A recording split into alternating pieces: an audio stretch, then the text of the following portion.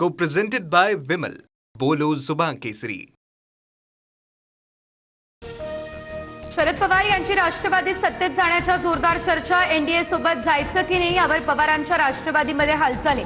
राष्ट्रवादीमधील एका ज्येष्ठ नेत्यावर याची जबाबदारी, सूत्रांची माहिती. नाशिकमधील गोदावरी नदीच्या पाणी पातळीमध्ये वाढ. रामकुंड परिसरामध्ये आता सुरक्षा रक्षक तैनात. परिसरातील टपऱ्या दुकानं हटवली. पूरजन्य परिस्थितीमुळे प्रशासन सतर्क. मुंबई पुणे कनेक्टिंग लिंक वाहतुकीसाठी सुरळीत. मुख्य गेटवरच मोठी दरड कोसळली. दरड बाजूला काढल्यानंतर वाहतूक पूर्वपदावर. देशात मोदी आणि फडणवीसांचं भिंग फुटलंय. फडणवीसांनी आम्हाला विकास कामं शिकवू नये. त्यांनी केलेली कामं महिनाभरात पोहोचतात. 6,700 कोटी एका झटक्यात वाहून गेले. तर कनेक्टिंग लिंकवरील दरड दुर्घटनेवरून संजय राऊत यांची टीका. मिसिंग लिंकवर दरड कोसळण्यासाठी नेहरू जबाबदार. ज्यांना सरकारवर टीका करायची आहे त्यांनी पाकिस्तानला निघून जावं. मनसेच्या संदीप देशपांडेंचा सरकारला टोला. खडकवासलामधील 7 ते 8 गावांचा संपर्क तुटला. खानापूर खामगाव रस्त्यावरील पुलावर पाणी. जनजीवन विस्कळीत.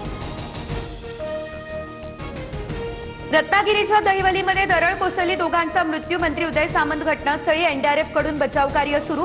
परशुराम घाटात गॅबेन वॉल खालची माती पुन्हा सरकली. पेडे गावावर संभाव्य धोक्याचा इशारा. नालासोपारा रेल्वे स्थानकातून अखेर लोकल सेवा सुरू. रुळांवर काही प्रमाणात पाणी साचलं. हळूहळू रेल्वे सेवा पूर्ववत होणार. पश्चिम रेल्वेची माहिती. स्थानकावर प्रवाशांची मोठ्या प्रमाणात गर्दी. वसई एव्हरशाईनमधील लिंक रोड अद्यापही पाण्याखाली. कमरे एवढ्या पाण्यातून नागरिकांची कसरत या ठिकाणी सुरू. पावसानं उसंत घेतली त्यानंतर देखील पाण्याचा निचरा न झाल्याचं चित्र. कोल्हापूरच्या पंचगंगा नदीची पाणी पातळी 35 फुटांवर. जिल्ह्यातील 56 बंधारे पाण्याखाली. पंचगंगेची वाटचाल इशारा पातळीकडे. जनजीवन विस्कळीत. Co-presented by Vimal. बोलो जुबान केसरी.